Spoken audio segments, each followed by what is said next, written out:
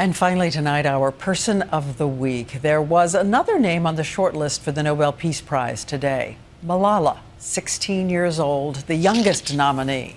She was shot because she spoke up for the 31 million girls around the world who cannot get an education. Her new book is I Am Malala. And tonight, the miracles, the reason she survived that bullet from the Taliban. Two men approach a Pakistani school bus like this one, men with beards and a gun, a Colt 45. One of them climbs on the bus and asks a question. Who is Malala? She doesn't remember what happened next, but her friend described the moment. He fired three bullets, and one hit you on the left side of my head. I would have been doing like this.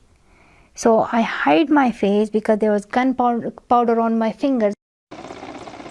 She is bleeding, in grave condition, but 2 hours pass before a helicopter can deliver her from the local hospital to a military surgeon. He spends 5 hours trying to relieve the swelling on her brain and remove tiny clots. By a strange coincidence, there is someone in Pakistan for the first time. A top specialist in pediatric trauma from England, Dr. Fiona Reynolds, with her colleague, Dr. Javid Kayani. They've been sitting in long governmental meetings on medical programs when suddenly Dr. Reynolds is told to race out and try to save the life of a famous and dying child. The tubes have given Malala an infection. The machines are improperly set, her blood isn't clotting, her lungs and kidneys are beginning to fail. She had become septic. It was obvious that she had a very serious life-threatening infection. Dr. Reynolds makes a risky recommendation: to take the gravely ill girl on an 8-hour trip to a high-tech hospital in England. From another Muslim country comes a life-giving offer. The Emir of the United Arab Emirates sends one of his royal planes outfitted as a hospital, a state-of-the-art intensive care unit. And for the entire 8-hour flight to England, Dr. Reynolds and Dr. Kayani keep Malala alive breath by breath, organ by organ. And they also have noticed something else that defies possibility. The bullet took a path that simply cannot be believed. The chances of being shot at point-blank range in the head and that happening, I don't know.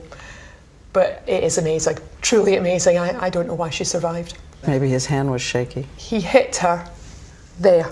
So it goes under the skin, near the skull? A bullet traveling 1,000 feet per second slips under Malala's skin.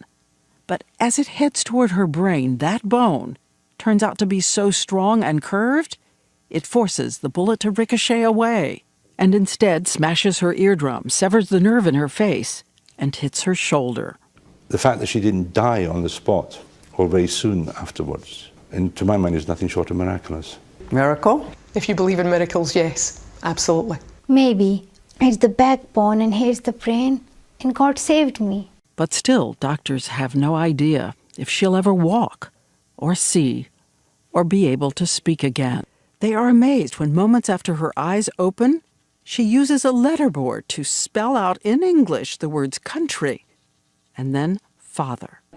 Ahead of her, 3 months of punishing therapy and more surgery to reconnect the nerve in her face.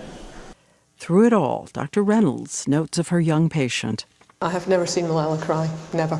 She's incredibly stoical. She had to have some sutures in her wound in her scalp, and she also had to have a needle to drain some infected fluid from her neck. And on both occasions, she didn't wince, she didn't cry, she didn't even squeeze my hand when they were sticking needles into her. I didn't cry because now I totally changed after that incident. But I don't know how did I change. I don't know what happened to me. But I have to say, who can do this? We all cry. I was feeling that this is a new life. Malala says she thinks death just wasn't ready for her. I think death didn't want to kill me, and God was with me, and the people prayed for me. And so we choose Malala Yousafzai.